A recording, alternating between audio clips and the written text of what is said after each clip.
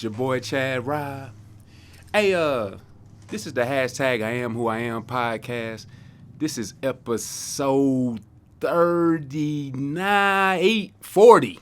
40, I bro? done lost count, man. 40. I'm working. Win the game. Hey, I'm working, man. 40, you doing it, Episode 40, man. Hey, man, I got some special guests with me today. They are working on a great project, man. It got handed to me at an event. I checked it out, man. It's so conscious. And by that, I don't mean like you just going to be sitting there dragging around. It's going to make you think, and it's going to make your head bob. So dope, man. When I heard it, man, and I actually got a chance to sit down and listen to it, then I saw his movement on the internet, man. He's trying to get it out there, getting it to the people, shooting visuals, man. I had to hit him up and say, hey, man, I need you on the podcast. And he was like, man, I need to get my producer on the podcast with me as well. So I'm going to let them introduce themselves. Got these two gentlemen right here. We'll start left to right. I'm left. All right, Yeah, right. You know, it's a little. my name's Jarius Bush. I go by J Bush professionally. I work with the Good Guy Collective. Kobayashi and I came together a couple, a year ago? Man, 2 years ago. 2 years ago, yeah. You know, and we decided to finally pull together a full-length project. And yeah, I produced it. Yeah. And engineered and mixed it. Yeah. Yep, I'm Mr. Kobayashi, then I'm Ms. Kane. I put out the project. It's called Concept Ion. Bush produced it, and it was dope. Like he came up with some of the concepts, and then of course we wrote and created great music and completed a project that I think is, in my opinion, is timeless. So There it is. Yeah. Great description. Hey, if you want to come on in here some though, brother, yeah. I took a bath before I came. I know it's quarantined and everything. I know it's quarantined. You know, yeah. Hey. Well, I know you're getting your timeless on, so we need you in the microphone. But no doubt, man. So I wanna jump right into it. What made y'all come together and put y'all heads together and come up with this, man? Because from the artwork, the album cover, the beat choices, the vocal choices on some of the hooks, the actual words that you chose, and some of the beats and drum patterns that I heard, man. Like, explain to me, like, what was y'all on, man? What was y'all thinking about? Well, basically he said, Kobe, you dope. I want to do a project with you. That's what's up. That's basically what it was. And then he had some amazing production and some concepts with the production. And originally it was supposed to be like a 6-song project, just called Concept. And each song was supposed to be a conceptual song. And then it started to grow from there, and it ended up being a 14. It was supposed to be a 6-song project for 6 months. And we would, produce, create, and perfect, and then and put it out. But then it ended up being almost 18 months later. Yeah, it ends up being 14 tracks, and it actually ended up being a journey of a life of its own. So my life in particular, like it ended up getting really personal, and a lot of me is in it, and but a lot of his ideas and concepts were within the project as well. So he made, like I said, he produced the beats, and then some of the songs he already had a hook, idea for the chorus, and then I was able to write around that. Wow. and see what would work. And So you one of them producers. You a producer. Yeah, he a producer. Yeah. That's what's up. Talk to me. Well, originally, like Kobe and I, like we're in a rap group together, right? So like I produce, but on top of that, I'm an MC as well. Gotcha. So like that's the root of what got me into production. It's like I like to rhyme, but I don't rap on everybody's beats, because they don't sound like me, So got into production at a real early age, and it slowly got back into it once I realized, that's like what really differentiates artists, So, but anyway, for this project, I think what made this one special was like we really created a relationship from creating the project. That's dope, man. That's dope. It's kind of like we gave birth to a baby, so to speak. But it was funny that there was always like the dialogue when going into it. It's like we're giving birth to something. Yeah. And one thing about the collective that that made me like passionate about like the group that we're a part of is this whole ideal of like when two or more gathered, I'm there. Like, you know, from the Bible. Yeah. Two or more gathered, I'm there. Wow. And that basically comes from like my infatuation with this author by the name of Napoleon Hill. He got this book called Think and Grow Rich. Are y'all familiar with that? Man, I've heard of it. Yeah, I haven't read it yet though. Yeah. Book fire, right? But I'm gonna pull it back into Put us on production. game. Put us on game. Pull it back into Put us on production. game. But like he has so with this book he had he discovered the 13 principles to success. So it's basically like 13 things that principles that successful people of his time followed to become successful. So like it was the first book that actually like really broke down success into a science. And one principle in particular that I think really resonates with this project was the mastermind principle. And how it breaks that down is this. Well, like this real simple equation. 1 + 1 = 3. Right? And what he means by that is when two people come together, something is created from that. You know what I mean? So like 1 + 1 = another life. You know, it's not like 1 + 1 = equal me and you. Something exists. From So that's why these kids out here confused, man, on this whole math. Yeah. That's why, because it could be, we don't know. But that makes a lot of sense to me though, because like us three coming together, we making something new. 4, you know, a podcast. Like 1, 2, 3, then 4. Yeah. podcast. Wow. So And to tie it into the album, it's called Concept Ion, which is conception. Yeah. So if you have conception, man, woman, child, Yeah. new birth, new life, or concept ion is the energy that creates inspiration. You're inspiring something new. Wow. So that's where dope, that man. principle came from and how that. So to speak on a production, like the beats was wild because like it wouldn't be nothing I just produced without this relationship. Right. You know what I mean? So like my beats sound completely different on this project than they did in the last one. Got the same aesthetic and vibe to it, but still, it's like it's a whole nother animal. So yeah. Gotcha. He did a good job of like finding my flavor. He was like, this is, I'm hearing you here. Yeah. And what was nice was like even some of the tracks would be like I would give him like I would have a half concept for a song, and it would be like, all right, I have the hook for it, and then I would lay down the hook to a metronome, and then he would build the beat around that, like you did for Esau. Yeah. And then like it was like when I heard the production for that after I had already kind of given him a piece of what I had come up with so far, it was like, wow, like it made me write the song a certain way. So it was like you said, building a relationship through the music. So it was that's what not a producer and engineer actually does. So and that's hard too, man. I mean, so you produced it, you engineered it, and you came up with the hooks and some of the hooks.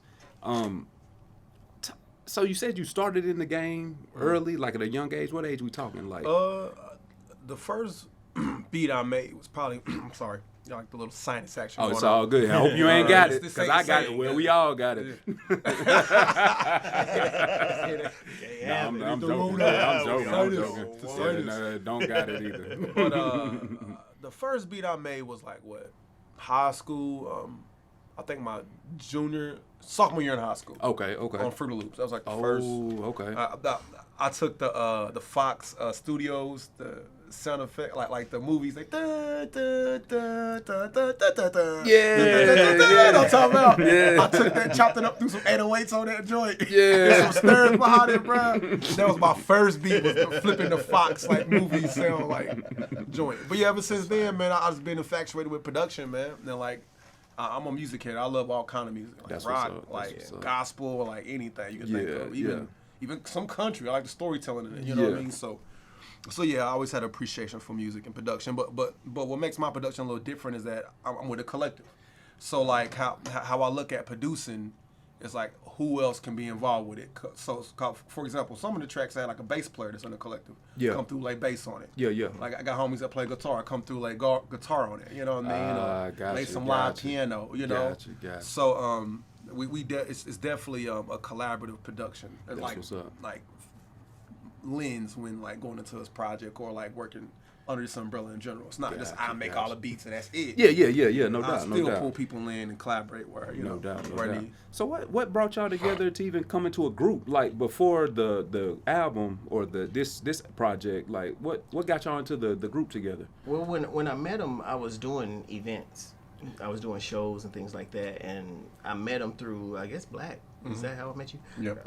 And you was with Loose Leaf. That was him, C, and Black Atticus. Okay. And I was doing events, and I booked them for an event.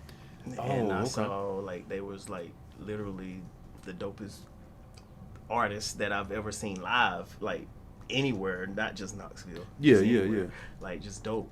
And so and then from there, you guys had The Theorist, which was Knoxville's version of, like, what I would call Knoxville's version of The Roots. Yeah. Because it was a live band, and it was you and Black, Jarius and Black on the vocals. And so they had a brilliant mixtape, Samurai Love Songs, and I booked them for an event for that, and then I started to, I got on a feature or two or whatever, and so and from there, I learned about the collective, and then I got kind of familiar with the collective, and he brought me in, and then we started just working. That's what's up, man. That's what's up. Cause I mean, I know a lot of times, especially I'm learning in the rap game, man, it's hard for a group of men to come together to make a project because everybody wants to be on the side of the bus. Yeah. Like people don't realize, like, it takes a bus driver, it takes it takes a lot of people to make that bus go down the road. It's just not the face. Everybody thinks Target. Well, Target is a collective. You know what I mean? So when you see a group, of talented people come together to make a project, it's really dope to me, man. So that's cool that y'all could come together and make a group, you know what I mean, and push it out there like that, man. So, man, talk to me about the lab, man. So you producing, you making beats, man, and then you like, man, I'm gonna just make it at my own spot, or what made you go out on your own? And well, this was actually this studio space was actually came about from another collective member. There's a guy in the collective named DJ Wiggs, and he's like he's a staple in the hip hop community here in Knoxville. Like he was like the first dude that brought the radio station, like the WTK. Yeah. So like, and he just like a DJ, hip hop head dude, just like hip hop to the roots. And like we got cool through Atticus and through like being in a band, like just being in a community. No doubt. Knoxville's not a big community. Right. But the studio actually came from Wiggs. It was Wiggs' idea to like pull a studio together. I was like, yo, we got all these. We work together, we produce together, we make stuff together. Like, why not have a shared space we all work out of? I'm like, yeah, dope. And I was like the first one to hop on with him. Like, yeah, let's do this, Wiggs. So we kind of both spearheaded pulling everybody together. And having this small studio space. Nothing crazy, but like, it's dope though. Yeah, but it allows us to really just come together. We'll meet up in here. We'll like come up with like events together up in the space and just try to find ways to support our community through hip hop. That's what's up. But but that's what it was. It was Wiggs. It was the homie. That's like, seeing a need and like addressing the need. Yeah, and see everything is connected because when I was doing events, Wiggs was one of my DJs. One of my major DJs, like for when I was at the Catalyst. Yeah. And he was the one that was DJing all the events for the Catalyst. So that was another connection to Jarius.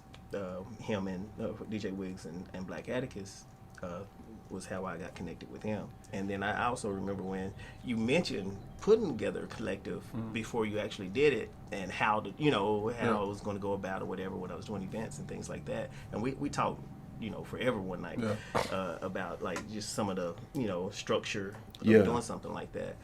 And then next thing I know, it was like a snap, and he had a collective. That's what's up. And then it was just, it wasn't long after that I saw what they were doing, and then he actually invited me in to the collective and to see what I can contribute as well.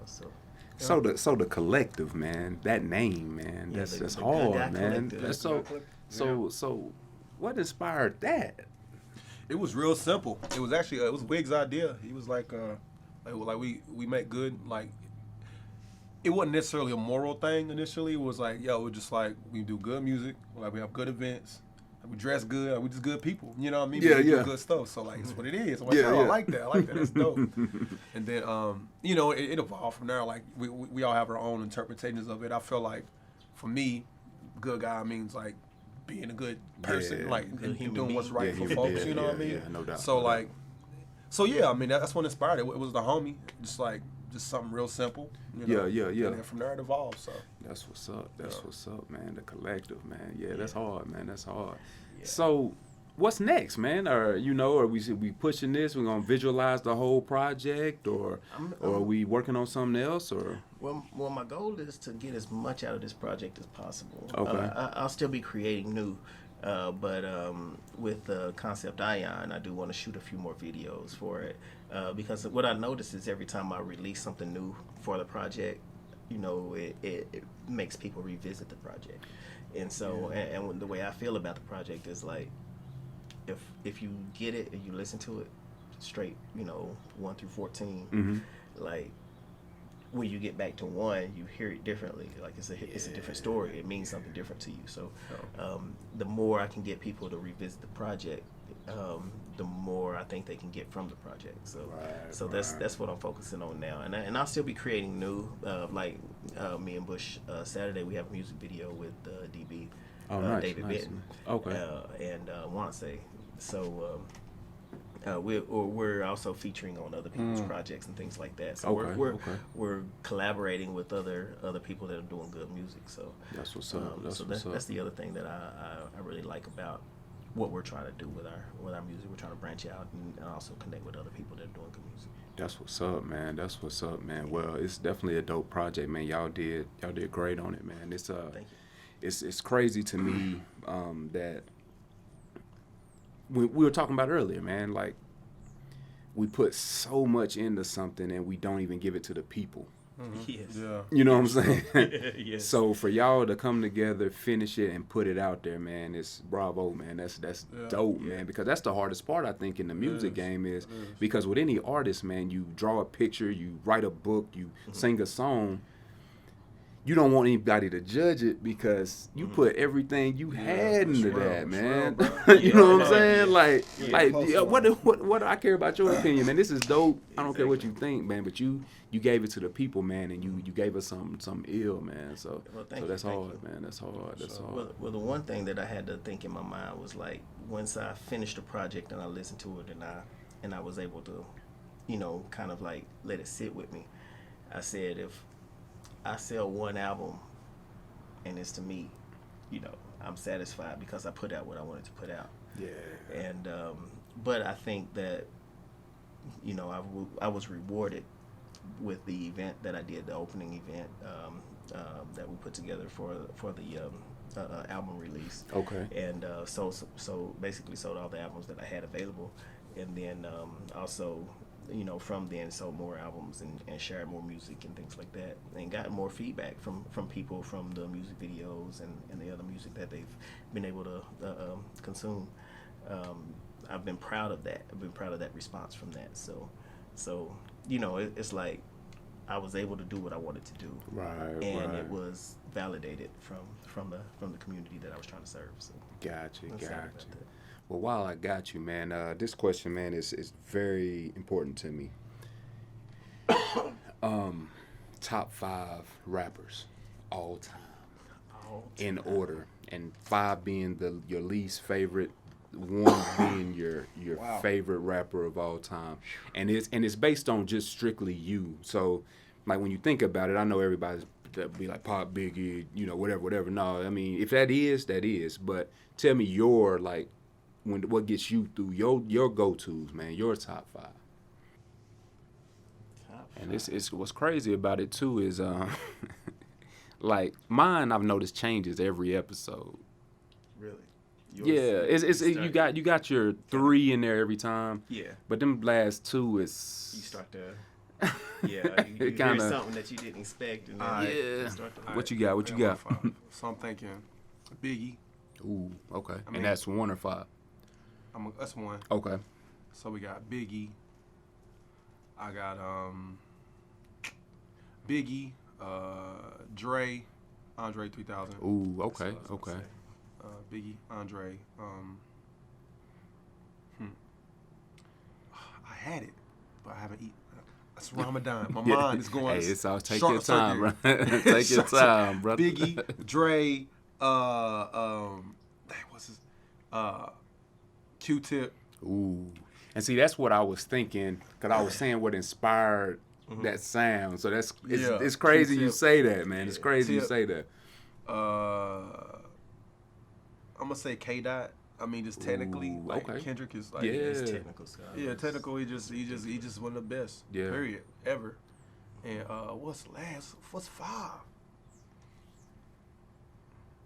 Yeah, 5 is tough too, because 5 could be like 10 other people. Yeah. You know what I'm saying? Exactly, man. Yeah. 5 is like yeah. It's always well, you know. I'm gonna say Method Man. Cause that dude Flo is just That's mean. a good His whole one, personality man. is different. Like, Meth is like he got the hardest. I think he got the one of the best flows. Man, it's like it's right at you. Like it's deliberate, but it's versatile. it can be hard and smooth. Yeah, man. You just said it right there, man. Yeah, so Biggie, Andre, Q-Tip, Kendrick, and Meth. Wow. Straight up.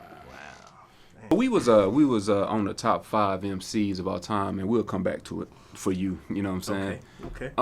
So we basically as we was kind of chopping it up there for a second, man. We was discussing, like, you know, time management and social media thing, man, because now whatever you're working on, whatever you're doing, whether it's entertainment, business, food, whatever, man, your social media presence, you selling jewelry, your social media presence needs to be popping. It does. So what have you came in contact with, you know, throughout your process of using it to promote yourself? Well, basically, I just put out a new project. I mean, I put out the project first, and then also put out some a little bit of content around the project, from the making ofs. Also just some personality stuff, just to show people who I am. Like, I'm doing some self-help ideas since we were locked up in quarantine. Right. I did a challenge for everybody that was quarantined, to see, you know, find a small goal and to take baby steps and do something towards the goal. Something's better than nothing is what the goal is. It's like, you know, if you like, for me, it was working out and exercise. Gyms was closed, and the hardest thing for me is to get started. It's the hardest thing for everybody is to get started. So trying to get in the gym or trying to get some kind of workout in, it's like, I don't feel like doing it. But I just made a small goal of doing 10 push-ups, a couple of crunches, and some stairs. And so I was like, I'm going to do that every day. And I started doing it, and then I was like, you know what? I'm gonna challenge the world. Why not? Why not make a big goal? Right. Like maybe 2 people will do it, but there's 2 more people that would have done it if I didn't challenge it. Right. So I was like, you know, just challenge everybody to, you know, to do something, to, you know, find a goal, whatever it is. Like the other thing I do is I eat fruit every day. You know, so you know, either apple, orange, or grapes. Those are the ones. Like, I don't have a huge diet. You know, a huge menu of items that I eat. So I find the ones that I eat that are healthier than the ones that are unhealthy. Exactly. And I add more of those, and I take a few of the bad ones out. Exactly. And I make a few substitutes. And so what I do is I just say, all right, I'm gonna make sure that every day I eat some fruit.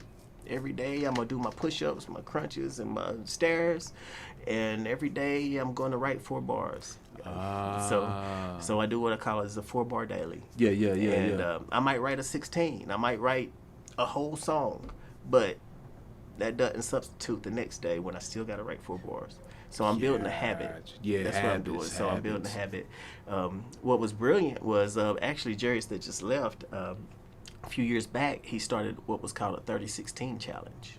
Wow. And What's that? The 30-16 challenge was you got to write 16 bars 30 days straight. Ooh. And not only only have to do that. Yeah, and not only write it, but you record your verse. Not on just on your phone. And you post it. You post your rehearsal of the verse. And you do it every day for 30 straight days. So say it again, because it's I want to take that in. It was called 30-16 challenge. Yeah, it's called a 30-16 challenge for 30 straight days. Because there's a science behind if you do something for 30 straight days, it becomes a habit. Ooh. So it's a lifestyle change. And so And it's just six. That's a verse. 16 bars. Just a verse. Just a verse. And it seems easy. Well, no. It doesn't seem easy. Day 1 and 2. For those who don't do music, Day rap. 1 and 2 would be good. Yes. I'm golden. Yes. I can pull them off. But like day 3, I'm like, ooh, Yeah. I'm doubting myself. Yeah, but and then you ain't gonna get no likes either. Exactly. See, So and that's what kills us. See, but you have to build up a habit that doesn't care about your likes. That's the thing. Hold on. Say that again. Because I don't think I caught it. They may not have caught it. Somebody didn't catch it. You have to build up a habit. This is for you, not them. So you have to build up a habit. Michael Jordan, the greatest basketball player of all time, missed. Or LeBron, or LeBron James, whoever you think is the GOAT, they missed a shot. You know, so every verse you write should not be used. Every verse ain't great. Every verse don't belong on a song. See, and that's my dilemma, because I be telling people put it all out. Yeah, I mean, I'm not saying don't put it out, but I'm saying like you gonna have some failures, and it's okay. It's okay to fail. Okay, gotcha. Like it's got to be okay to fail. Like that's why I took the mentality like if I sold one copy to myself. Yeah. Then I got to be okay with it, like because yeah. I put out what I wanted to put out. That's the completion of the project, and to put it out was the success to me. Gotcha. That's a success to everybody. Yeah. Man. So we are in a space where we can define our own success, and so with the 30-16 challenge, it was like every day you write a 16-bar verse, you put it out. I was stuttering over a couple of verses because I just. You know, sometimes verses are harder, more complex. Yeah, no doubt. And then I had some that were stories. Some I had that were, brilliant. Like, we ended up at the end of the third. So are these acapellas? They can be acapellas. You can have them on beats. Okay. It's your choice. Okay. but the goal is to every day you giving us something new. And you're going to have some crash and burns. Hey, man. They going to be dissing me on the internet, man. They going to be dissing me. But Chad RoB, whack. That's what they going to say. Chad RoB can't spit no rhymes. Hey, I looked at some of those verses that I wrote. I was like, you know what? You put them out there, though, anyway, right? I put them out anyway. And then it was some of them I was like, I'm proud of that one. Now, I ain't going to lie. Year 2, I went 15 days. Okay. I went half the time. I went basically almost every other day. Okay. And I was proud of what I put out. But I was like, dang, 16 bars a day? And I had, you got a 9 to 5. Yeah. And then you got family and all these other distractions, things life, like that, or life, whatever. Life is life. Yeah, right? yeah. And so when you have that, but when you have a goal, I learned that like, had we not had the 30-16 challenge, I would not have put out 15 verses. Mm. And that's what was important to me, was to realize that like throughout that 30 days, I would not have put out 15 verses. Even though the goal was 30, I would not have even attempted 15 had it not been a challenge. For the challenge. Had that not been there to give me that motivation, to give me that energy to try to do, and even some of the artists, like, they came at me with it, like they like one of the homies, he put something up, and so he had me up all night working on a track so I could respond. Like, it was all in fun. And well, you gotta respond. So what that did, you created competition. You also created this positive energy in a sense of like, no, I'm gonna make you right. Wow. I'm gonna make you work on your craft, and that's what that challenge did. And then not only that, at the end of the event, we actually had a live event where we had performers and awards and things like that or whatever. Wow. So things were given out about like for 2 years in a row, I won like the meaningful type, because I wrote some verses that were like, dealing with some issues. Yeah. that were selected to, they were voted on and selected and things like that. And other guys that were like, okay, you was most consistent. And other guys, it was like, hey, you might have had the best verse of everybody, like, and it gave and what started out to be local ended up going from Knoxville to California, then from California to overseas. And so you had people literally all over the world on different continents participating in this event once it got started. So so when it came down to me trying to figure out how to express myself through my music and through the album and then to encourage people to do something positive, that's kind of the mindset that I took with the challenge during this quarantine. Hey, every day get better. Every day do something towards your goal. Every day, write it down, because it doesn't work if you don't write it down. So if you write it down and you see that note, you put it somewhere you can see it. And if you see it every day, you pass that note, you're like, dang, I gotta do 10 push-ups. Dang, I gotta eat a piece of fruit. Dang, have I done that today? Whatever it is. Oh, have I read a paragraph? Have I cleaned up the house? Have I, whatever your goal is. Because you got a list. Yeah, you got a list. And it can be one thing or it can be 5 things. It's like, I got a list of things that are important to me that to are get important done to me today. I have these goals. If I want to accomplish these goals, I have to do this every day. These are these things. Yeah. And so that kind of helped me through that process, was just seeing other types of challenges that create the inspiration to pursue those goals. Right. Yeah. Well, so, man, I'm so intrigued with that challenge, man. That challenge is so dope to me, because I know exactly what it means to present your artistic creativity to the public. So that challenge alone is so dope to me, that you're pressing send on something that may not be perfect, or it may be, but at the time of conception and the time of initial process recording it, it's in your mind, it's not dope, and it may be dope. It probably is not dope. So, and that's hard, man. So that's a dope challenge. I may have to do that challenge, man. I don't do a lot of challenges, but that one just for to play with my mind. Yeah. Just to see where I'm at with it. What it does is it allows you to be vulnerable.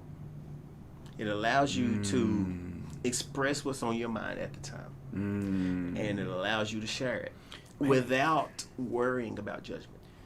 Because you don't care if you don't get no likes or views. And it was crazy, because I was talking to a girl that worked for me when I was working in the corporate world, and she was talking about moving on to another position, and I was like, well, I'm thinking to myself, you don't do well in the position that you're in.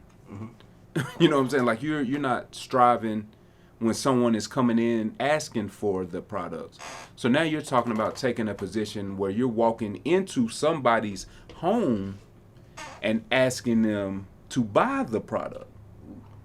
So I said, the first thing you're going to have to do is get comfortable being uncomfortable. Yes. That's the very first thing you're going to have to do. That is the hardest part, is to find that space where you're uncomfortable and to live in that space for a little bit. And actually what's interesting is that was the premise of this project. Wow. Of Concept Ion is see the other thing is, now I mentioned that Concept Ion is conception, man, woman, child. Yeah. It's also the specific definitions, your concepts or your ideas, your purpose, your thoughts, your perceptions. Your ion is, the definition of ion is a molecule or atom that has a positive or negative charge. Wow. And so what that means is energy, positive, negative energy. So what ideas do you have? What thoughts, perceptions do you have that create positive or negative energy? Wow. And so what I wanted to do was to create a project built around the idea that, all right, I want you to do one of two things. I want you to either think or feel, and those thoughts and feelings would create either positive or negative energy. And so that's what I wanted to do, was like, put out something that at the end of it you'd have to think about. And that you'll be like, man, this particular song moved me, or this took me back to my childhood, or this made me feel a certain type of way. And I hope that I feel like I accomplished that with the project. And you did. Yeah. And you did. Yeah. A lot of times I know with especially musicians, rap artists or R&B, just any type of vocal artist, it's hard to know what success is because the bar is so high. Because you hear somebody's song in rotation on the radio, and that's the bar. Yeah. And I forget who it was. I was just listening to a podcast the other day, and they mentioned that you're giving one kid all these jewels and jewelry and this big contract and all this money, and you got 1 million kids behind them. Like, that's what I want to be. But it's only one person giving the golden ticket, like Willy Wonka. Yeah.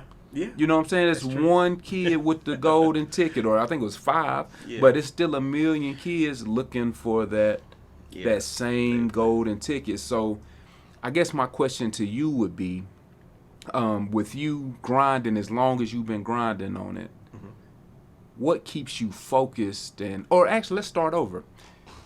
How long have you been in the game, man? How long have you been chasing this dream, man? This rap dream, man?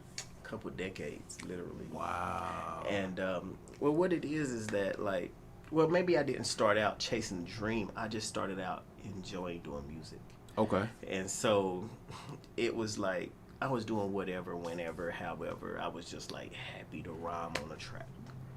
And then it developed into, wait a minute, I have to be responsible with my words and what I'm putting out, because words are effective. And then I started to see, like, my position where I was, from whether I was in college or coming out of college or you know, establishing myself in the community, that what I was saying was actually affecting people. So I wanted to represent myself in a certain way. So then that started to shape how I wanted to present myself musically.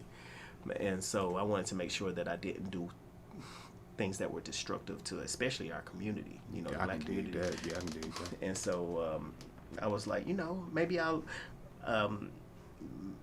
you know, but before it was just all entertainment. So I could say whatever, I could do whatever.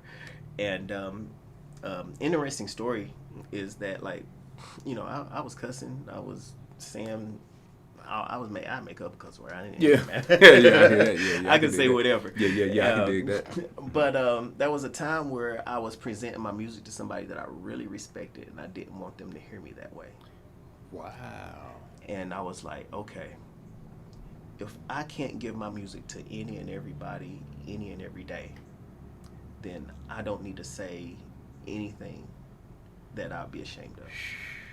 That's deep, man. That's hard, man. That's deep. I never thought about it that way. Yeah. And see, me, man, when I was doing my music thing, I was more focused on not worrying about or caring what anybody thought. I would have sold my idol my CD. Yep. And I thought nothing about it. Didn't care what I was saying, what I was talking about. I just would have pushed it on them. And that's how I was until it was somebody that I was like, oh, I don't want them to think of me this way.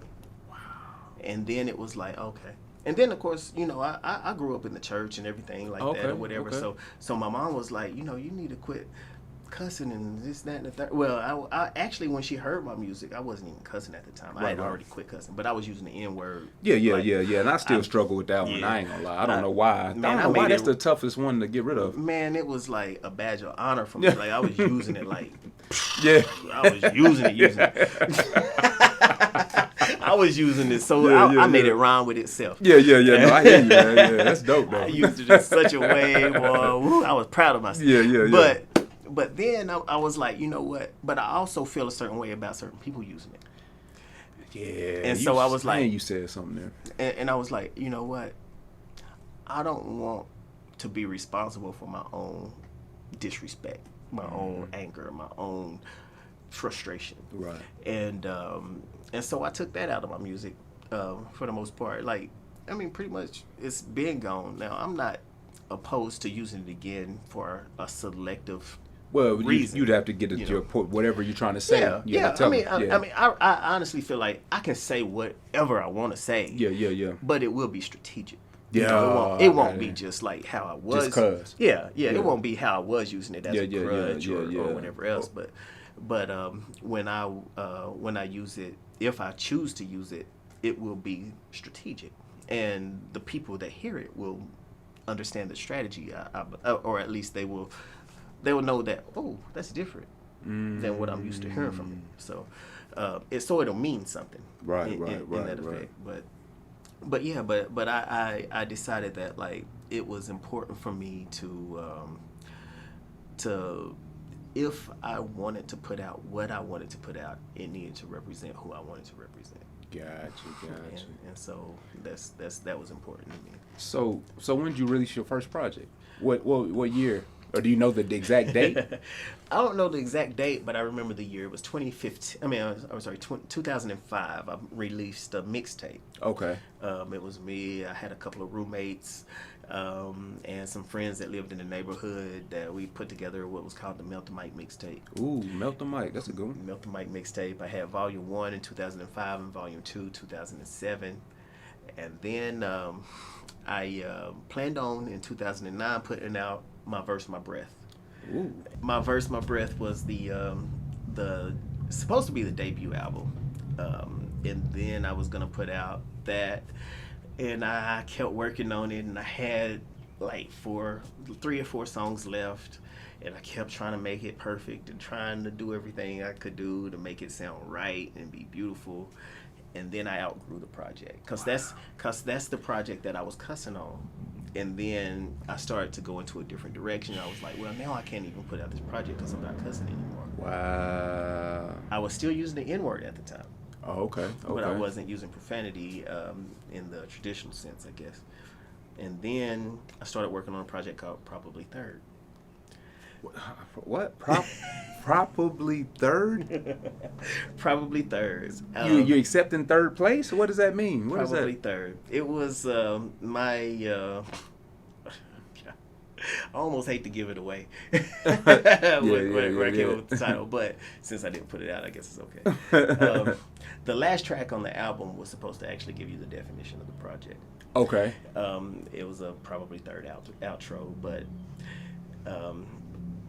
I think the line, if I can remember correctly, it was, while you was in the streets copping them birds, I was in the studio dropping a verse too hot not to be heard. I could resurrect Pop with these words. When it comes to greatest lyricists of all times, I'm probably third. Wow, man. And then, wow, after that, it was supposed to, kind of go on and then rewind back. How the rewind effect. Yeah. And then it would go back through that whole sequence, except I would change one part of it. It would say, while you was in the streets copping them birds, I was in the studio dropping a verse too hot not to be heard. I could resurrect Pop with these words. When it comes to greatest albums of all time, it's probably third. Wow. And so that was supposed to define the entire project. So which is a hell of a definition. I'm about to use some profanity there. But hell is a place, so I get away with it, right? So, golly, man. So, but that was another project that I was trying to perfect. Yeah. And I outgrew. And I was like, I can't let this particular music represent me anymore because I'm not there. So, I mean, I ain't trying to. I just because it's a podcast and we're talking, we're having a conversation, right? Yeah. I deal with that a lot, and the past is the past. Yeah. And you have to timestamp time, because I've learned, especially with this podcast journey, people love to see growth. Yeah. Yeah. So like if you go back and look at episode 1 of the hashtag iAMWHOiAM podcast, and you look at episode 40, you're gonna be like, wow, man, you're gonna see growth. Well, see, the difference is I never put it out. Well, see, and that's the thing, though. That's the thing. So you know what year it was. Yeah. So I give you an example. You were saying you asked me if, when I was rapping, I just put my music out in 2020, but I dated it 2008 because that's when it came out. Okay. So if my kids look for me or never want to know what Daddy used to be, or who Daddy was, or if anybody remembers me from back in the day, they can go back and look at what I was thinking in 2008. Yeah. That's not who I am today. Yeah. Okay. I got you that. See what I'm saying? Now, I did consider actually, once I get everything established as far as like, which this project is probably the foundation for what I want to do. I did think about releasing it at a later date, and you should, which I will. But I also have live footage of me performing some of those songs, and you should release all that, man, because product is product. Product is product. Yeah. Product is product, and people want to know, man. Yeah. Like people want to know what brought you to this level of consciousness. Yes. Yeah. Like what was it? Was you always this conscious? Was you always worried? Did you always be like, nah, I shouldn't say that because they may take it this way? Well, Well, there was a level of consciousness that I had. Yeah, always were. But sometimes the words didn't matter. It's like, I'm still saying the same thing, but I just choose to use it. This word. What I remember when I first started rapping, I was like, when did you start rapping? Man, I was like 12, 13 years old. 12, 13? Yeah, wow. We was battling in the hallways and everything. Wow. So are you from Knoxville? I'm from Knoxville. Okay. And I remember rapping when rapping was cool. Ooh. Like before, a lot of kids don't remember when rapping, because rapping ain't cool right now. A lot of people think they. Yeah, when rapping was special, when it was different, when it was like, ooh, you rap. Now it's like, oh, you rap. Yeah. Too. Like that's what it's like. Rapping ain't rapping. Whatever you used to say, it better come across. Yeah. It better be a jab. Yeah. Now it's just. Yeah, I mean, like it used to be where people would come up to you and be like, "Oh, I heard you rap." Now it's like, really, you rap? Yeah, you rap. Everybody rap. Yeah, everybody. So, but when I was doing it, I was actually really private with it. But occasionally, I let somebody hear something or whatever. Yeah. And so we would end up having me, D Chill, Skill is dope. So this all from Knoxville, yeah, Tennessee? All from Knoxville, all from high school, Fulton, area, whatever, and we was like literally having battles or my man Bug, he. I lost some battles. Like, Like I won some battles, but I only remember the L's. That's all you're supposed to remember. Yeah, I remember the L's. Yeah, they say you're supposed to love. They didn't sit right. Winning. No, it's supposed to love losing more than you like winning. Yeah. No. You hate losing. Hate losing more than you like winning. Yeah, my bad. Yeah, my bad. Yeah, you're right. And that's exactly what it was, man. I remember feeling myself die. Feeling myself getting murdered. I remember lines from I don't even want to give but from 93, 94, wow. like from way back when. Yeah. We talking 25 years ago, like 26 years ago. Yeah, no doubt. So I'm sitting there watching my soul lift up from these dudes that I'm like, oh man, I got to get back to the lab. Like I got to get back and start writing some new stuff. Yeah. So that was kind of what helped craft my my penmanship and things like that. It's like I had some peers that were like me and D Chill. We would sometimes just rhyme, just like give every verse that we got. My man Kane, I met him. I don't know if you know Sean Cannon, but I don't know. The name doesn't sound familiar, but like he is a dope MC. And I met him at a show. It was a 5 Foot Giants show. I have heard of 5 Foot. Yeah, 5 Foot been a staple in the city for a while. Shout out to 5 Foot and Sean Cannon. Yeah. But I met him at a show at a 5 Foot show, and 5 Foot was doing his thing. But me and Cannon, oh, you rap? Okay, much respect. What you got? Like we tested each other on the spot. We tested each other. We went through our whole catalog. Wow. Battling in the doggone club. Wow. Like in an intermission or something. Like we was. Yeah. Like one of his mans was like, "Yo, he rap. He dope." I was like, "Oh, let's see what he got." Cause I had some. Cause I was I had some battle bars at the time. Yeah. And we was just passing bars back. It was like at the end we both was looking at each other like, Much respect. Yeah, Much yeah, respect. yeah. And now Kane has a brother named A Ward that actually battles in the battle circuit. Oh wow, So, wow, yeah, I like, love that battle yeah, rap, man. yeah, That's yeah, man, he does, and he's a Christian artist too. So Ooh. so he battles as a Christian rapper. So shout out to A Ward too, because he's you know, I know him. He's been around. He's been to some shows. And, and we passed some verses back and forth or whatever. And we've been pretty impressed. He's dope though. Yeah. Like, he done took off. Ridiculous with the battle stuff. Right. But yeah, I mean, it's like, you know, Knoxville is a small spot, but it's got a lot of like memories, a lot of history, a lot of energy that has been productive to the hip hop underground climate that has helped, you know, hone the skills of a lot of artists. And I'm glad that I was a part of that when I was doing a lot of events and shows and open mics from 106, well, what is now 106. To the Catalyst, to the Underground, which is now the International. Okay. And places like that. And then was the Long Branch. I don't know what it's called now, but it's on the Strip. Yeah, I don't know, man. I don't get out much anymore, But yeah, so we was doing a whole bunch of like open mic events and things like that there, and now even here at the Birdhouse, they got Cypher Saturdays that was started by Angel. Wow. And so every Saturday, of course, with the quarantine, we can't do anything. But every Saturday, this spawned from my ciphers that was doing at the Long Branch. Yeah. But Angel, it literally was his first time performing live at the event, and so to see him go from, yo, can I rap, to, yo, I got a spot where y'all can rap. That's what's up. That's what's up. was amazing. So it was like, man, I'm a part of something that keeps building and keeps going on. Like to see Slew, where my man Coast was in my King of the Mic competition. Yeah. And he won one of them. He won the third competition and murdered it. And then he went on to build his own name and build his own organization and start to make a movement with his music, and him and Black 865 and shout out to Black and Coast Slew Entertainment. So that's what's up. That's what's up.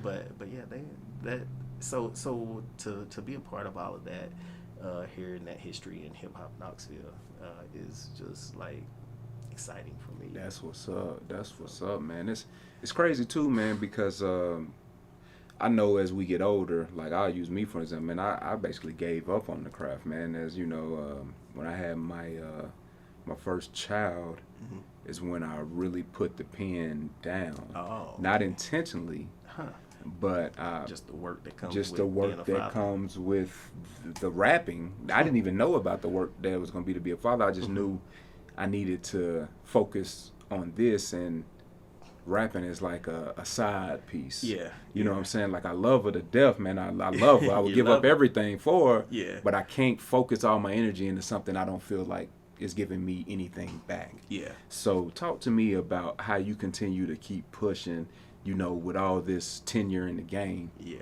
And you just keep pushing and keep coming up with dope music and keep just pushing, man. Because, and I will say this before you answer, I know you've gotten better with time. Yes. Because that's what happens. Yeah.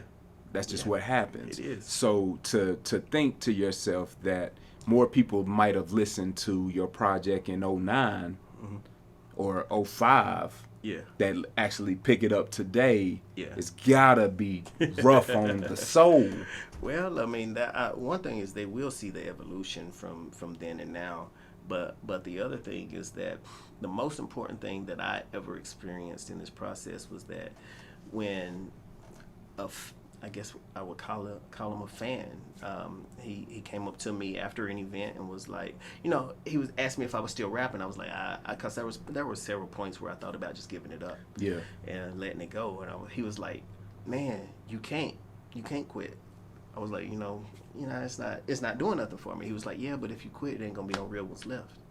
And I was like, so then it became a responsibility to stay involved in some way, and I love it too much to not, you know. I mean, I don't have to necessarily put out an album or anything like that, but you know, if I get the urge to create music, if something inspires me, and I'm like, man, this is something that's gonna be good, then I'll do it.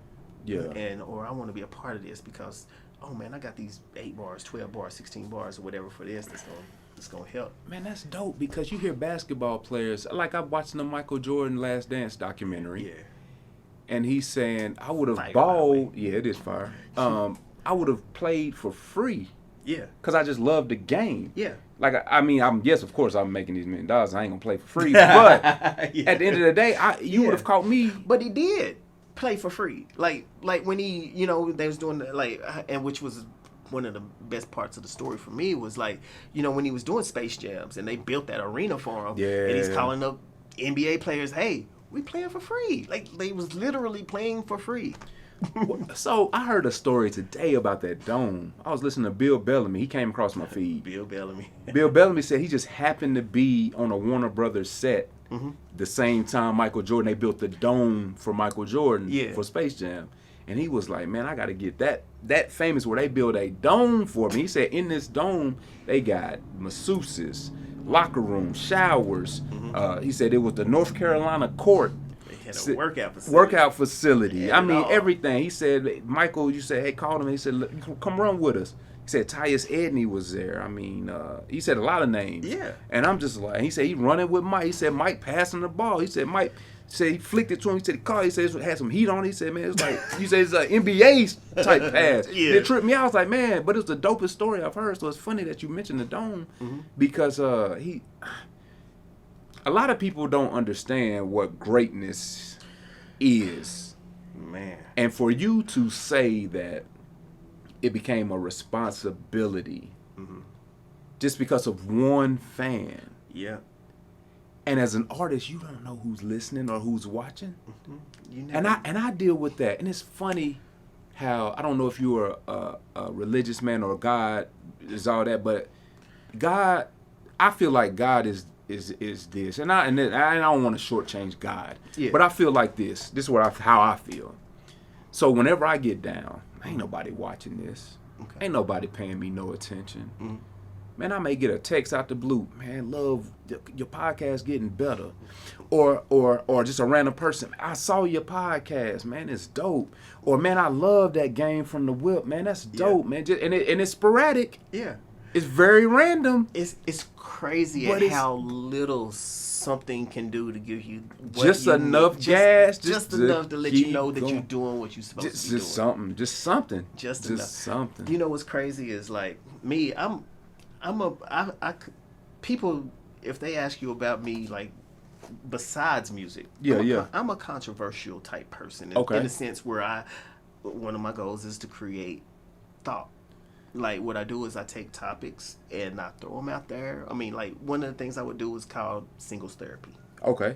Like, I would... So that explains why we met at the Dating is Dead. Yeah. And so, there's topics about, like, Miss Independent or, whatever else. Like, that's what I spoke on your podcast before. Yes, sir. And so, there are things that might be controversial to a degree in train of thought, but it does create a conversation or an energy that says, hey, I need to think about this a little more. Yeah.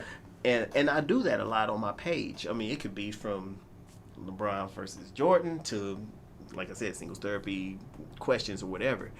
But what I would find is that people that they wouldn't comment on a post, they wouldn't, I don't know who sees it, but I would see somebody, random person out in public, and then they would come to me, your post about this, and this made me feel this way. Like I had a post about prenuptial agreements or something like that. Oh, yeah. But what ended up happening was a girl who was getting married, she had that conversation with her husband-to-be about it. And they got on the same page. And I was like, oh, so y'all had the conversation.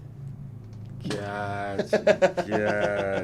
And so I take that approach with my music because it deals with race, religion, it deals with politics, it deals with community, it deals with love, it deals with all those things, those aspects that create an energy that's like, okay. I mean, and some of it's lighthearted and fun and childhood. Like, oh, I remember when I was in 8th grade and I liked that particular girl. Yeah.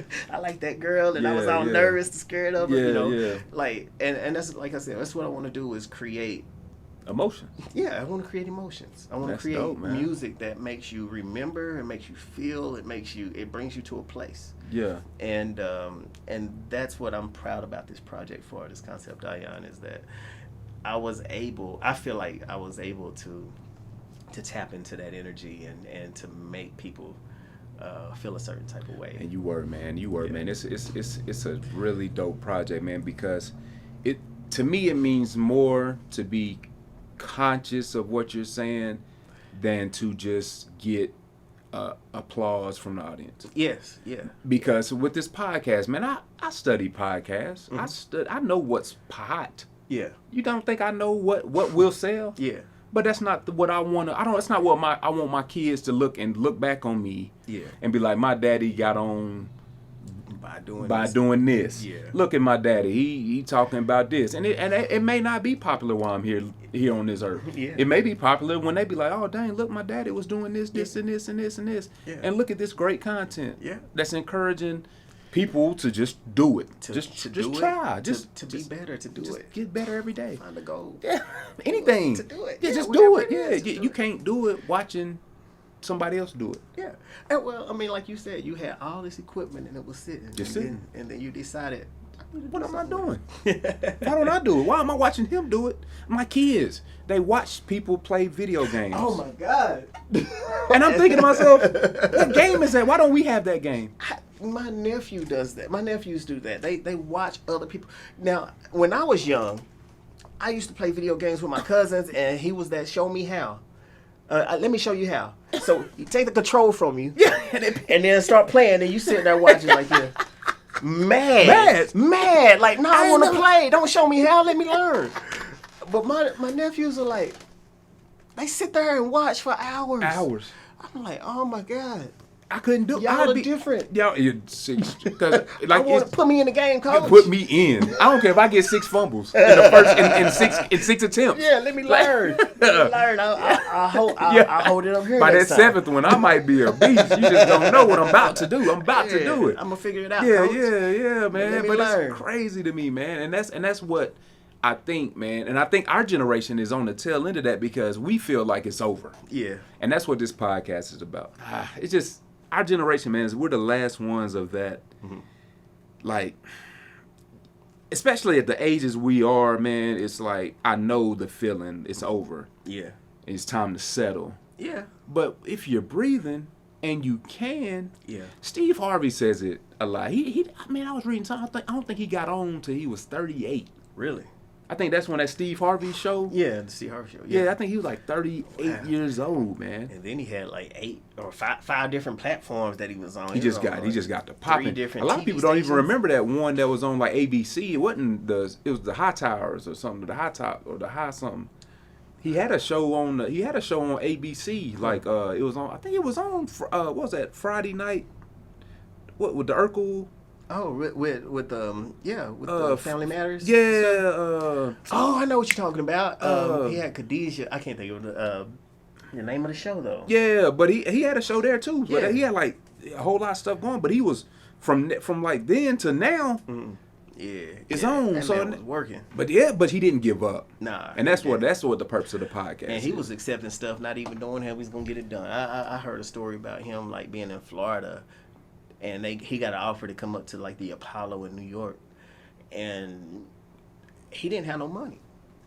He didn't even have no money to get the plane ticket to go. Really, like, Wow. and then just like randomly, some money came into place. He bought the ticket and got there. Didn't have a way back home, and he just made it work while he was there, and got enough money to stay another week. And then just kept working it. I don't remember every detail. Yeah, or anything like that. I think I've heard that story though. But I do remember him just being like, sometimes you just gotta, live on faith, and I think that's probably where we fail a lot of times is that we don't give ourselves that opportunity to at least be in the space to succeed. Well, it's the whole thing. You jump out the building, and just hope the parachute opens, or you sit in the building and just wait. Yeah. Like Morpheus, you gonna take this pill, you gonna take that pill. Yeah. You know what this one's doing. Yeah. You hate it. Yeah. It sucks. Life's terrible. This one, man, it open your eyes. It ain't gonna be much better, but at least you'll have a purpose. Yeah, sometimes you gotta take a chance. Yeah. And then you gotta find that purpose. And I think that's the big thing. What do you believe in enough to suffer? Yeah. Be tired, hungry, or I forget what the other one is, or broke. Yeah. Are you willing to do What you those? gonna sacrifice Yeah. for? What you gonna sacrifice? What you gonna Because give you up always something gotta. that's important to you? Yeah. So, but top 5 rappers, man. I didn't get yours, Top man. five. All time top in five. order. Let's see. I say number 5. We'll go with Eminem. I like him technically. I like his precision in his lyricism, the way that he attacks. He's precise. Yes, he is one of the most technical MCs, period, ever, all time. Yeah. So we'll go with him, and then we'll go with 3 Stacks, because even though he's technical, he's more relatable in a sense where, I mean, he just, the way he crafts things together is just So brilliant. can I ask you a question about 3 Stacks? Yeah. Why doesn't Big Boy get the same love as 3 Stacks? Because Big Boy has a top 5 Billboard hit recently. Oh, really? On the Billboard. I forget the name. It's all my kids sang it. Big Boy is dope. Big Boy, I used to like Big Boy more than 3 Stacks at one point. So what changed? What changed your mind? I got older and I started to understand more. Like it's more stylistically. Well, no, I think when you just said that, you answered my question about you got older, because Big Boy is more. You can tell he's more complex, more seasoned a little bit. His rap flow is very deliberate, but it's for money. Whereas Andre is more strategic on, he wants you to know what he's saying. Yes. And he wants you to think a little bit, like, which Big Boy is going to have you thinking. Yeah. Yeah, Big Boy But he wants to make sure that. Here's the difference. Okay. Big Boy raps.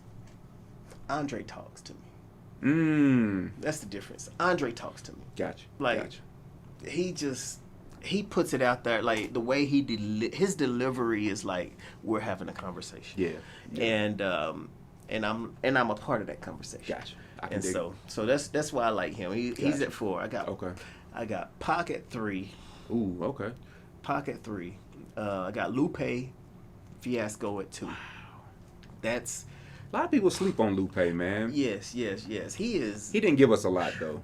He kind of was in and out. He's like a chameleon there. Yeah. Well, he put out a lot of. Well, he. Sometimes I say he too smart for his own good. Yeah. That man. Nah, but what I love about Lupe is not only his ability to tell his own story, or tell a story. Yeah. But I love the way he tells other people's stories. I got you. And so he describes things that happen with other people that makes me be like, man, I care about that person. And so I feel like I'm a storyteller as well, and I tell my own and I tell other people's stories and things like that. And which was interesting because, like, going back to the 30-16 challenge, I came up with a verse that was telling somebody else's story, and that was one of the comments was like, "Oh man, that's dope! You told somebody, you told somebody else's story." Yeah. I mean, like, literally, the name of the song was "This Is Another Man's Story." Oh wow! But, no curveball there. Yeah, but yeah, it was dope because, like, that was also inspired by my second favorite artist, Lupe. That's what's up.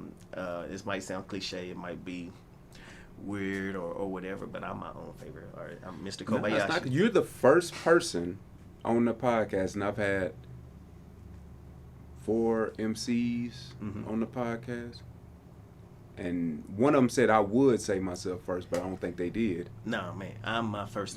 If I'm not my own my own favorite artist, then something wrong. So DJ Paul says that, man. Oh, does he? He said I'm dope. That's all I listen to is me. I literally, like, it was a long time, especially with this project. Even with probably third, when I was working on that, that's all I listened to was me. Yeah. Like, I would try to listen to other artists. Like, every now and again, I hear something that'll take me away from myself. Yeah. But nah, I was listening to me. Well, it's funny with this, and I think that has a lot to do with wanting to grow, because watching film. Yeah. Like football players, they watch film. Mm-hmm. Then not only do they watch film on the other team, they watch film on their own team. Yeah, you gotta figure out. You got to figure out what I did right, what I'm doing. So I've noticed, like, I can listen to other podcasts, but it's hard for me to watch them anymore. And I used to all just watch them. Yeah. But now it's hard for me to watch them because I'm wasting time. I could be watching myself to critique how I develop. You could be finding out little things that you can do to to improve yourself. Yeah. Yeah. And so So that's hard, man. That's hard. That's hard. I was like, I'm listening to me, and I can hear every flaw, and then I can hear every piece of perfection. And then I can hear, dang, if I would have just If I would have said that there, man, it would have been on. And I hear it in my songs, and I'm like, but I hear it. I don't know if they hear it or not. No, they don't hear it. They don't know the first. You talking about working out, lifting weights, man. I put on probably 50 pounds. I can't see it. I still feel like I'm that 150, 175 pound kid. Yeah. Mm-hmm. But people look at me like, man, you grown. Well, it's the same thing. Like when I met this dude, he was bald head, but he used to have hair at some point. But I only know him as bald head. That's all I know. This is how I met you. This is how I know. His swag, like, man, I still got him. I'm still swagged out. Yeah. So I mean, you are. I mean, we all have different phases, and wherever we are when we meet you or where you experience this is what you get. Experienced, and then from there, I mean, whatever is different, you get to say, hey, this is a part of that journey. So, Right. So, but yeah. So yeah, man. So where do you want to take this music thing to? I know you said you now feels like a kind of a responsibility. Mm-hmm. So I mean, what are your goals with your music? Like, what do you want to take it to? Well, there was a point where I used to want to get signed by a label and all of that stuff, and that's not where I'm at now. Where I'm at with music now is where I just want to put out the quality music that I want to put out. Gotcha. And share it with the world. And find out and learn whatever avenues gives me the most opportunity to share it with as many people. Gotcha. Because I want to help as many communities as possible. And so with the ideas and the energy that I put in my music, I feel like that I'm putting in positivity. I'm putting my ion is the plus side of the ion. These are the positive molecules that are creating that energy that makes that hopefully inspires positivity. Gotcha. And so that's what I want to do is like whether however big I can get. Right now I'm proud to say that I'm on 99.7. I'm also on 90.3, and we'll see about 104.5. I don't know. I do know some people there. I have sent music there, but I have been accepted at the other two places. Actually, what was interesting to me was that Easy Route, the video that I just released recently, it was already on 99.7 before I even, I was in a car and I heard it before I even knew that it was going to be on there. Gotcha, and so shout out to the Weekend Vibe. Shout out to Kiera. Yeah. We got DJ Primetime and K Swift. Oh, nice. Yeah, they took care of me. They was actually in the video as well, and they have been such a blessing with that song because, I mean, like, I didn't ask them to put it on the radio. Basically, the premise of that was just to support black business, and that's the black radio station. Yeah. And then I had other businesses in there, food spots or whatever, and the goal was to create a campaign that especially since we're in this quarantine, or whatever, that the businesses that suffer the most were the black businesses. Right. And so, or small business, woman-owned businesses, things like that, minority-owned businesses. I'm with you. And I wanted to, find a way to where, all right, I love my city, I love Knoxville, so I take you kind of on a journey through that, and in that journey you stop by these businesses, but they are specifically black businesses. And I was like, even the ones that aren't necessarily represented in the video, I would hope that we would be more intentional. It would inspire the intentionality of going to support specific businesses. All right, so like one of the spots, Mo's is not in the video. Well, you kind of see a part of it, but it's not highlighted in the video. But that's one of the spots I drop by, during this quarantine Yeah. a couple times, and I make sure I spend some money with them, get some food, Mm-hmm. because it's hard on the restaurants and things like that. Like, Oh yeah. they got things to do. So, or it could be Jackie's restaurant or Lima's or all these different places that you might see a piece of, or you might not even see it all in the video. Mm-hmm. But I mean, we be intentional of, hey, it's like for instance, I was listening to 99.7 WJBE, and there's a commercial on there that says, come to Farragut and support these businesses or whatever. All the money when you spend money in Farragut, it supports the community. Mm. And I was just like, oh wow, they're telling us where we spend our money is supporting that specific community. Mm-hmm. And so we really, really, really have to be intentional. Yeah. Where we put our money. We Right. have to like they're telling you on the radio, like they're advertising it. Hey, come to Farragut. The people that already have the money, like come out here to spend your money because it supports our community. Mm. And I'm like, okay, but I'm gonna spend it in my community, in the areas that I know need that support. So, right. And I want to encourage that from all the people that are able to do it. That you're gonna eat something, you're gonna buy some clothes or whatever. Find a spot in the community to invest in. Gotcha. So Yeah, I can dig that, man. That's dope, man. That's dope. mm-hmm. Hey, man. So tell them where they can find the album, man. Where they can find you and all that good stuff. I'm everywhere. I'm on all the social media spots. I'm on Facebook, Twitter. I'm on Instagram. Mr. Kobayashi, aka Kane, KOBEKANE music. So Cocaine Music, KOBEKANE music. You can just look me up. Facebook, Instagram, Twitter. I'm on DistroKid. You can find my music on Spotify, iTunes, Facebook, YouTube. What you type in on Spotify to find you? On Spotify, you can find KOBEKANE, or you can actually do Mr. Kobayashi. Okay. Mr.Kobayashi. That's my artist name, and so Mr. Kobayashi. And the album is called Concept Ion. So Conception. That's what's up. And if you see that picture, that's the album cover right that's there. The If album you see cover that, right man. there. You see the child. Yeah. If you see that, Yeah. is that you? Yeah, that's me. I mess with people sometimes. I tell people that this girl I used to date, she had a little boy with him, and I said, "Hey, he looks kind of like me. Can I take his picture?" Yeah. I'm silly like that. Yeah. Yeah. And then they try to help me though. They be like, "Hey, man, that could be." No, I just keep talking. Yeah.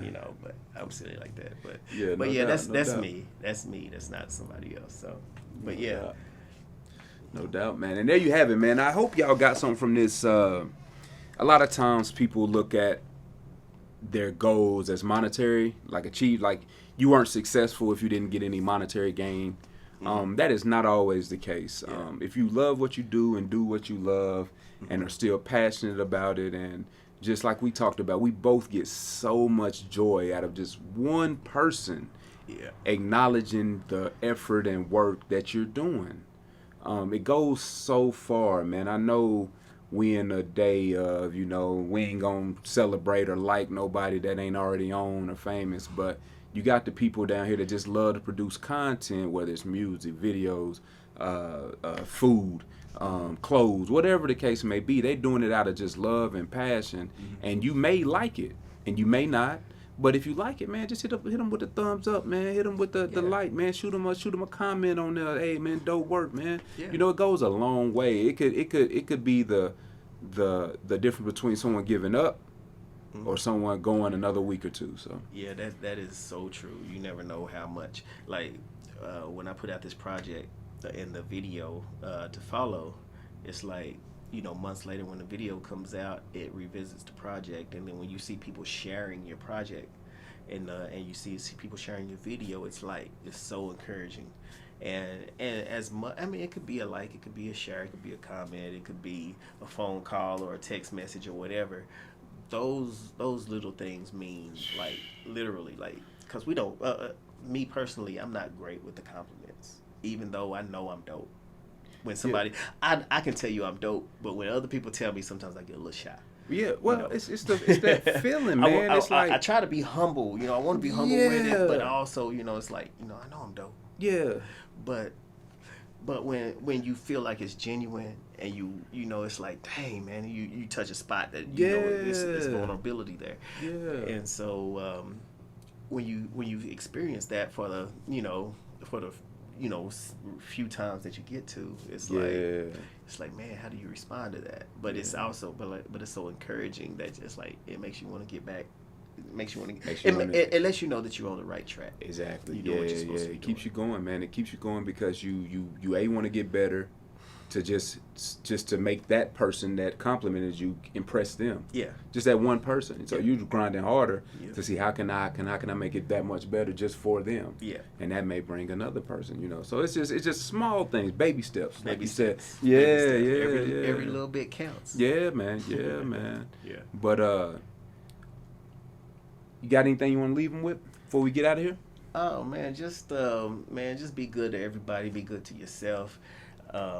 Check out the music, Mr. Kobayashi, aka Kane, Kobekane, and you know, just try me out, man. Concept Ion is the album, and you will be blessed. Like I said, it's 14 tracks, it's 45 minutes. If the way I see it is, you can spend your money, you buy the album. You listen to it. If you go from start to finish, you've already gotten your money's worth. But you'll have to listen to it again. Just, you know, you give it sounds different the second time. Oh, yeah. It sounds way different the second time. And you go through it and it's like, man, it's hit me different. It means something. That I feel different. Like, and that's what, that it feels like it's a new experience every time you hear it. And that's what's exciting to me about it. And so I'm so proud of the project. And I think when you give it a chance, you will be too. Yeah, you will be. It's dope. It's dope. It's dope. It's dope. So check it out. Check it out. Yeah. But so yeah, this is the hashtag iAMWHOiAM podcast. This is episode 40. I can't think of anybody with the number 40. 40? 40. Who is number 40? I don't know no 40. Gail Sayers. Oh. Gail Sayers, baby. Great. This so Gail Sayers, Gail Sayers, man. So yeah, this is episode 40, and this is the hashtag iAMWHOiAM podcast. Be sure to like, comment, subscribe on YouTube. If you're listening to this on Spotify, iHeartRadio, any of those, hit me with the thumbs up. Leave me the 5 stars. Leave a comment if you like. And I tell people this all the time. Leave me the thumbs up. But if you don't like it or the 5 stars, you can leave me what you didn't like in the comments, and I will do my best to address it and work on that. But we're trying to come up the ladder, so the 5 stars help tremendously in the thumbs up. So do that, and I'd like to thank you, Mr. Kobayashi, for getting on the podcast. I appreciate it. It was a pleasure to have you. Yes, sir. And as always, I'll be back. Yeah. All right.